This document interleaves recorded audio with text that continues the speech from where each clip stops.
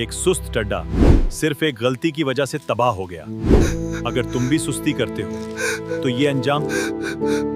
एक सरसब्ज और शादाब जंगल में एक छोटी सी मेहनती चूंटी और एक खुश मिजाज मगर सुस्त टिड्डा रहते थे।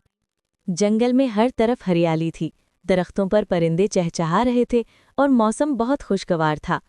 चूंटी सुबह सवेरे उठती और पूरा दिन मेहनत में गुजार देती। वो दाने इकट्ठे करती, अपने घर को मजबूत बनाती और आने वाले दिनों के लिए तैयारी करती रहती। दूसरी तरफ टिड्डा था जो बिल्कुल उसके बरक्स था। वो दिन भर गाता, नाचता और इधर उधर उछलता कूदता रहता। जब भी वो चूंटी को मेहनत करते देखता तो हंसने लगता और कहता, अरे चूंटी, तुम सारा दिन काम ही करती रहती हो, थक नहीं जाती? आओ मेरे साथ मजे करो, जिंदगी का लुत्फ उठाओ। चूंटी मुस्कुराकर जवाब देती, टिड्डे भाई, अभी मेहनत का वक्त है, जब मुश्किल वक्त आएगा तो यही मेहनत हमारे काम आएगी। लेकिन टिड्डा उसकी बात को संजीदगी से नहीं लेता था। वो समझता था कि जिंदगी हमेशा ऐसी ही खुशगवार रहेगी, इसलिए वो बस खेल कूद में लगा रहता। दिन गुजरते गए और मौसम बदलने लगा। हवा में खनकी बढ़ने लगी, दरख्तों के पत्ते झड़ने लगे और आहिस्ता आहिस्ता सर्दी का मौसम आ पहुंचा। अब जंगल का मंजर बदल चुका था। जहां पहले हरियाली थी, वहां अब सूखे पत्ते और ठंडी हवाएं चल रही थीं। चींटी ने पहले ही अपने लिए काफी दाने जमा कर लिए थे। उसका घर बेरम और महफूज था। वो आराम से अपने जखीरे से खाना खाती और सर्दी के दिन सुकून से गुजार रही थी। मगर टिड्डे की हालत बहुत खराब हो गई। उसके पास न खाने को कुछ था और न ही रहने के लिए कोई महफूज जगह। वो भूख और सर्दी से कांप रहा था। अब उसे अपनी गलती का बहुत अफसोस हो रहा था। वो इधर उधर खाने की तलाश में भटकता रहा, मगर उसे कुछ न मिला। आखिरकार थक हार कर वो चींटी के घर के पास पहुंचा।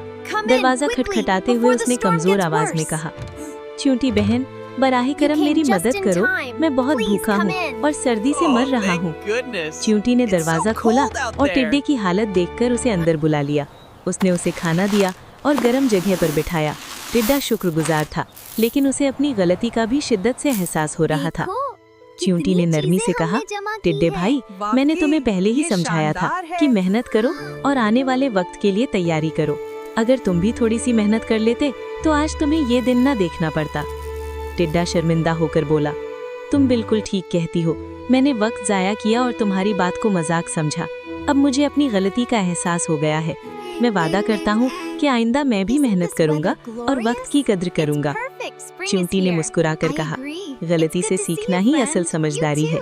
अगर तुम वाकई बदलना चाहते हो तो अभी से नया आगाज करो। सर्दियों के बाकी दिन टिड्डा चींटी के साथ रहा। वो उससे सीखता रहा कि कैसे मेहनत की जाती है और कैसे मुस्तकबिल के लिए तैयारी की जाती है।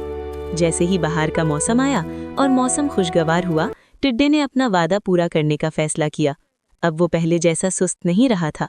वो भी चींटी के साथ काम करने लगा, दाने जमा करने लगा और अपना घर बनाने लगा। वो जान चुका था कि सिर्फ खेल कूद और मजे करना काफी नहीं, बल्कि जिंदगी में कामयाबी के लिए मेहनत भी जरूरी है। अगर आप चाहते हैं कि ऐसी जबरदस्त कहानियां आपको रोज मिलती रहें, तो अभी सब्सक्राइब करें, वरना अगली कहानी मिस हो जाएगी। जल्दी से सब्सक्राइब करें, क्योंकि अगली कहानी इससे भी ज्यादा खतरनाक है।